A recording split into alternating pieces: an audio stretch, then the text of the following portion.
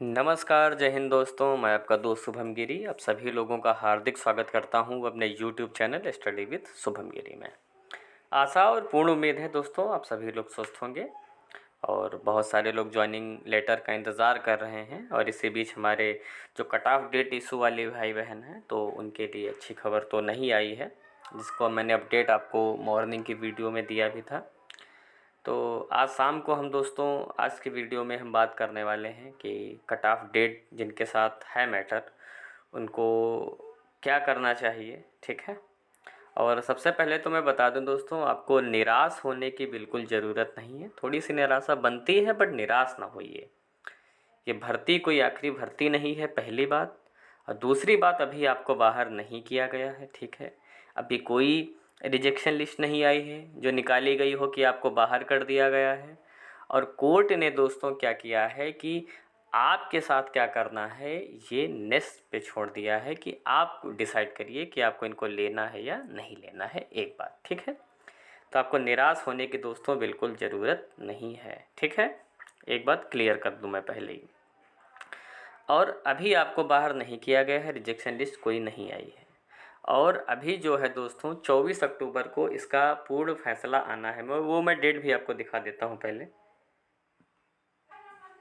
ये दोस्तों आप सभी लोग देख सकते हैं, Nilesh Tiwari and other versus union of India, ठीक है। और ये आप देख सकते हैं 24/10/2024 to be listed in code number 253 sitting code 15, ठीक है, लिखा हुआ है पहले से ही। और एक डेट और किसकी लगी हुई है, टू बी 12/7/2024 को 12 जुलाई वाली जो दोस्तों डेट है, क्योंकि दो केस थे स्टार्टिंग में। To be listed in code number 86 sitting code R101, ठीक है।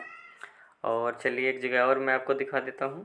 ये जब आप दोस्तों उस ऑर्डर के लास्ट में जाएंगे तो 24 नंबर कॉलम पे जब आप ध्यान देंगे कि री नोटिफाई ऑन 24/10/2024, ठीक है।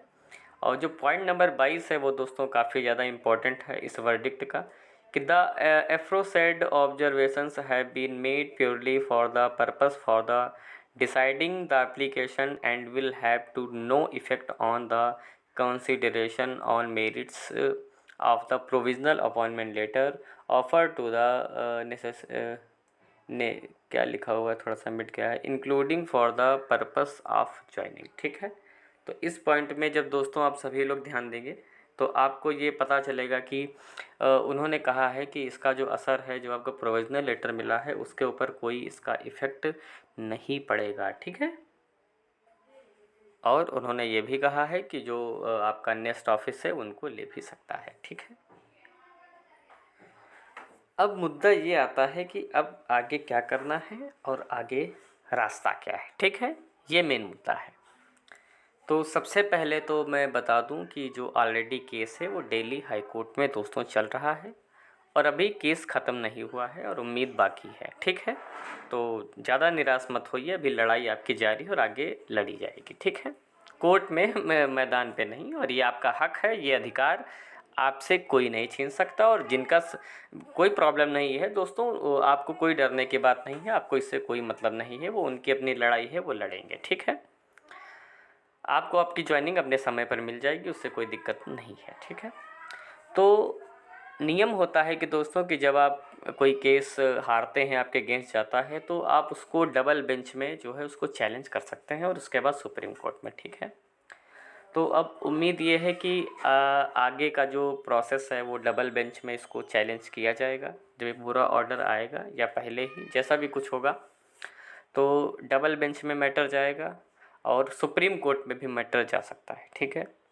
और ये जो निर्णय है काफ़ी निराशापूर्ण है, जिस तरीके से यहाँ पर जो चीज़ें आई हैं, है ना, वो आपके पक्ष में नहीं आई हैं। जबकि नियमतः देखा जाए तो आप 19 अक्टूबर तक आप एलिजिबल थे, जिस दिन आपने फॉर्म भरा आपकी क्वालिफ़िकेशन पूरी थी।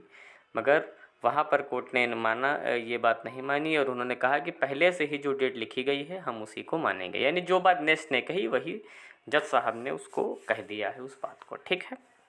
खैर कोई बात नहीं कि शायद हमारे वकील, हमारे लॉयर अपनी बात को ठीक से नहीं समझा पाए, है ना, या जज साहब नहीं समझ पाए ठीक से उन सब चीज़ों को।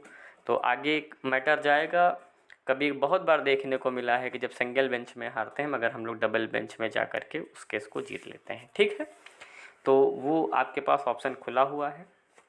तो वो तो खैर आगे चीज़ें बढ़ेंगी, डबल बेंच में मैटर जाएगा, सुप्रीम कोर्ट में जाएगा, चलता रहेगा। लेकिन मेरी एक रिक्वेस्ट है जितने भी कट ऑफ इशू को लेकर के भाई बहन हैं, अभी तक क्या है कि दोस्तों सब लोग एक बचपने वाली हरकत कर रहे थे, हम यहाँ करेंगे, हम वहाँ करेंगे, हम क्यों पैसे दें, क्या है, बहुत सारी चीज़ें चल रही थी। ठीक है, तो मेरे ख्याल से जितने भी कट ऑफ इशू वाले भाई बहन हैं कि आप सभी लोगों को एक साथ आना चाहिए, एक प्लेटफॉर्म पर आना चाहिए और एक साथ आपकी जो लड़ाई है वो लड़ी जाए कोर्ट में। तो मेरे ख्याल से आप ज़्यादा मजबूती से, ज़्यादा इच्छा शक्ति के साथ और ज़्यादा हौसले के साथ आप लोग आगे बढ़ पाएंगे और अपनी लड़ाई को लड़ पाएंगे। ठीक है, जो लोग मतलब कि हैं दिल्ली के आसपास उनको तो आसानी हो जाएगी, लेकिन जो लोग दूर दराज वाले हैं वो भी फ़ोन के माध्यम से जुड़ सकते हैं और अपना सपोर्ट दोस्तों जो भी करने वाला है वो कर सकते हैं। देखिए, लड़ाई किसी एक की नहीं है, ये लड़ाई आप सबकी है। ठीक है, और जो फैसला आया है, जो उन्होंने बातें कही हैं, उससे मैं भी बड़ा हतप्रभ हूँ, क्योंकि मुझे पूरी उम्मीद थी कि आप सभी लोगों को शामिल करेंगे, बाहर नहीं करेंगे, और बाहर अभी भी नहीं किया है, मैं फिर से रिपीट कर रहा हूँ। ठीक है, तो आपको हौसला बनाए रखना है। एक तो आपको ये लड़ाई आगे लड़नी है, जारी रखना है, एक बात है। और दूसरा, जो अन्य एग्ज़ाम्स में आपका फॉर्म पड़ा हुआ है या अन्य एग्ज़ाम्स की आप तैयारी कर रहे हैं, उनकी लगातार करते रहिए, ये भी बहुत ज़रूरी है। हमें किसी एक के सहारे नहीं रहना है। ठीक है, ये मैं प्योरली मैं दोस्तों आपको बता रहा हूँ। और आपकी इस लड़ाई में, आपकी इस घड़ी में मैं आपके साथ हूँ। जो मेरे सपोर्ट करने वाला है, आप कह सकते हैं, मैं अपनी वीडियोज़ के माध्यम से आप लोगों का जो भी हमारे स्टूडेंट्स, हमारे छात्रों के हित में है, वो मैं करता रहूँगा। ठीक है, तो ये दोस्तों वीडियो थी, जो सारी जानकारी थी मैंने साझा की है आपके साथ। वीडियो अच्छी लगी हो दोस्तों, और आप हमारे चैनल पर अगर नए हैं तो प्लीज़ हमारे चैनल को ज़रूर सब्सक्राइब करिएगा और बेल आइकन को ज़रूर प्रेस करिएगा, ताकि मेरी वीडियोज़ की सारी नोटिफिकेशन आपको मिलती रहे। तो आज की वीडियो में दोस्तों बस इतना ही। आज के वीडियो में हमने एक चर्चा की है कट ऑफ डेट को लेकर के। अगर आपको अच्छी लगे तो अच्छी बात है, कुछ लोगों को नहीं भी अच्छी लगी होगी, खैर कोई बात नहीं, क्योंकि सभी लोगों को खुश रखना बहुत आसान नहीं होता है। और जितने भी लोग पेयरली सिलेक्टेड हैं, मैं फिर से दोस्तों भाई बहनों करा रहा हूँ कि आपके ऊपर इनका कोई असर नहीं पड़ेगा और ना ही आपकी भर्ती पे किसी प्रकार का कोई असर पड़ेगा, इसलिए आपको कोई घबराने की ज़रूरत नहीं है और ना ही इन भाई बहनों का विरोध करने की ज़रूरत है, क्योंकि वो ऑलरेडी बड़ा ही मन से व्यथित हैं। तो इस क्रम में आप उनका सपोर्ट करिए, बस यही आशा और उम्मीद है। तो आज के वीडियो में दोस्तों बस हम इतना ही रखते हैं। फिर कोई नई न्यूज़ आएगी तुरंत आपके समक्ष हम उपस्थित हो जाएंगे नई खबर लेकर के। तो चलिए फिर मिलेंगे एक नई वीडियो में एक नई जानकारी के साथ। तब तक मेरे साथ बोलिए जय हिंद, जय भारत।